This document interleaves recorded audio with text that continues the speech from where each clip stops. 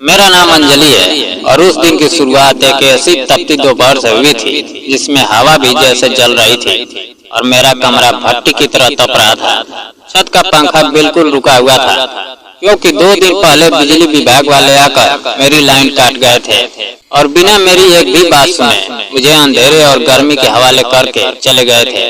मेरे पति राज को गुजरे अभी 2 महीने ही हुए थे और उनके जाने के बाद मेरा घर सिर्फ दीवारों का ढांचा रह गया था, जहाँ हर कोना उनकी यादों से भरा था और हर याद मेरे दिल में चुभती थी। जैसे कोई नुकीली सुई बार बार अंदर उतर रही हो। मैं चारपाई पर बैठी हाथ वाले पंखे से खुद को हवा कर रही थी, लेकिन वह भी जैसे मेरा मजाक उड़ा रहा था क्योंकि गर्मी इतनी थी कि सांस लेना भी मुश्किल हो रहा था। मेरे पास पैसे नहीं थे, मुझे कागजों की समझ नहीं थी और सबसे बड़ी बात यह थी कि अब मेरे पास कोई सहारा नहीं था।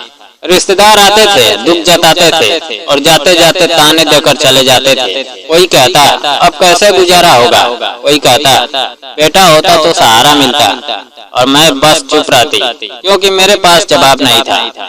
मैंने अपने भाई को कई बार फोन किया लेकिन उसने फोन नहीं उठाया और जब उठाया तो सिर्फ दिलासा देकर खुद को अलग कर लिया। उस रात मुझे समझ आ गया कि अब मुझे खुद ही अपनी लड़ाई लड़नी होगी।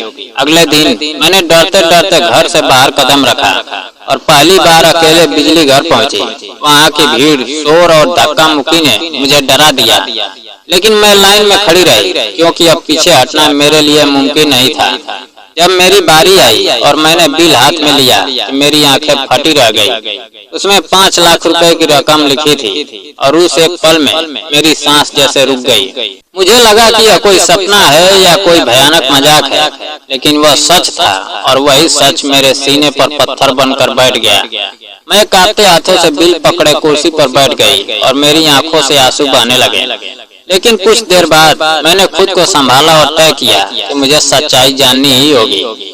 मुझे बताया गया कि विवान नाम का एक अधिकारी इस मामले को देख सकता है और मैं शाम को फिर से उसी दफ्तर पहुंच गई। जब मैं उसके कमरे में गई तो वह आदमी मुझे देखकर मुस्कुराया और उसकी मुस्कान में कुछ ऐसा था जिसने मुझे अंदर तक बेचैन कर दिया।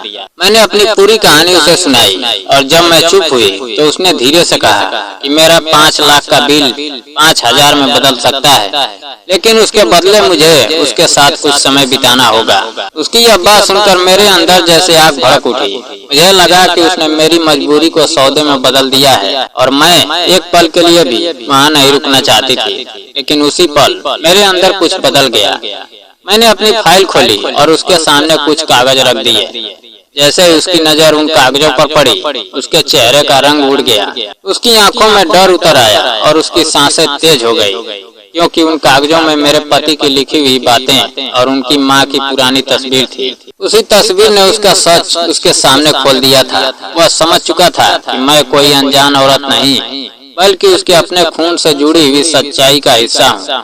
उसी रात वह मेरे घर आया अपनी माँ के साथ और मेरे दरवाजे पर खड़ा था। उसका सिर झुका हुआ था और उसकी आंखों में शर्म साफ दिखाई दे रही थी। मेरी सास को देखकर मेरे अंदर की सारी पुरानी यादें जाग उठी। उन्होंने रोते हुए अपने अतीत की कहानी सुनाई, कैसे उन्होंने अपने पहले बेटे को हालात के कारण छोड़ दिया था और कैसे मेरे पति ने कभी उनसे शिकायत नहीं की बल्कि चुपचाप उनका साथ निभाया।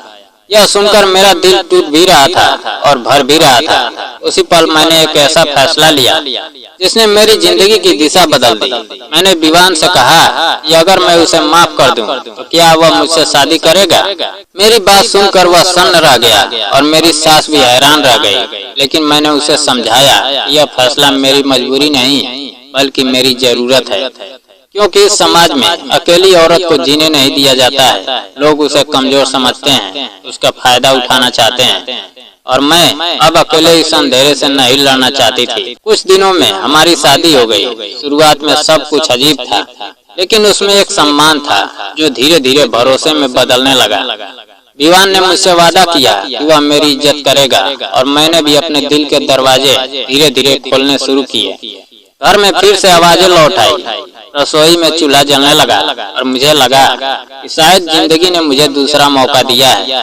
लेकिन कहानी यही खत्म नहीं होती, क्योंकि शादी के कुछ ही दिनों बाद मुझे एक ऐसी सच्चाई का पता चला जिसने मेरे पैरों तले जमीन हिला दी। एक रात जब मैं पुराने कागज देख रही थी तो मुझे एक फाइल के अंदर कुछ ऐसे दस्तावेज मिले जिनमें बिजली विभाग के कुछ लोगों के नाम और गलत बिलिंग के रिकॉर्ड थे, और उन कागजों में विवान का नाम भी जुड़ा हुआ था। मेरे हाथ कांपने लगे, मेरा दिल तेज धड़कने लगा। मुझे समझ आ गया कि वह 5 लाख का बिल कोई गलती नहीं बल्कि एक साजिश थी, जिसमें लोगों को डराकर उनसे पैसे वसूले जाते थे। और उसी साजिश का हिस्सा वह आदमी भी था जिसने मुझे गंदी बात की थी। अब मेरे सामने सबसे बड़ा सवाल था, क्या मैं इस सच्चाई को सामने लाऊं या फिर अपनी नई जिंदगी को बचाने के लिए चुप रहूं। पूरी रात मैं जागती रही। मेरे अंदर डर भी था, गुस्सा भी था और एक अजीब सा रहस्य भी जो मुझे चैन नहीं लेने दे रहा था। सुबह जब मैंने विवान की आंखों में देखा तो मुझे वहाँ अपराध भी नजर आया और डर भी, जैसे वह खुद अपने किए से भागना चाहता हो।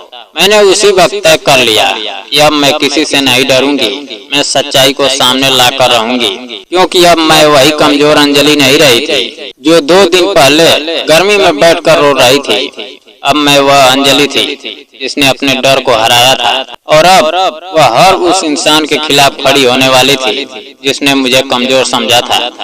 मैंने आसमान की तरफ देखा और पहली बार दिल से मुस्कुराई, क्योंकि अब मुझे अपने अंदर की ताकत दिख चुकी थी और अब मैं अपनी कहानी खुद लिखने वाली थी। और इस बार मेरी कहानी में दर्द जरूर होगा, लेकिन हार नहीं होगी। और यही मेरा सबसे बड़ा सच था।